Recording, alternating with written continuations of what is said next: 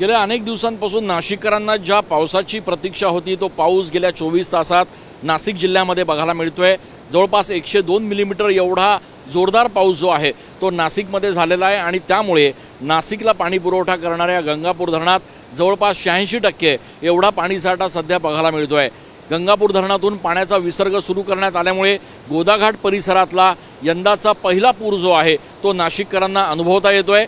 गोदावरीच्या या पुराचं मापक त्याचं इंडिकेटर समजल्या जाणाऱ्या दुतोंड्या मारुतीच्या कमरेपर्यंत सध्या पाणी बघायला मिळतंय।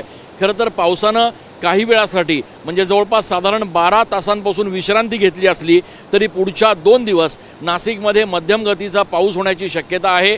गंगापूर धरणातून देखील पाण्याचा विसर्ग सुरूच राहणार आहे आणि त्यामुळे गोदाघाट परिसरातले छोटे मोठे मंदिरं जे आज पाण्याखाली आहेत ती परिस्थिती जवळपास पुढचे 2 दिवस बघायला मिळू शकते। अर्थात पावसानं सध्याच्या काळात विश्रांती घेतलेली आहे, मात्र प्रशासनानं गोदाघाट परिसरातल्या रहिवाशांना अलर्ट दिलेला आहे।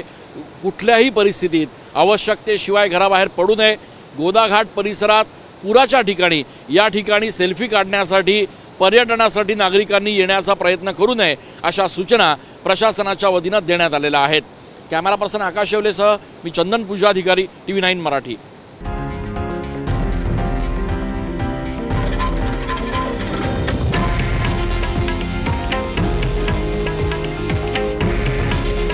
हे आहे देशातील नंबर 1 न्यूज नेटवर्क आणि आपण पाहत आहात TV9 मराठी।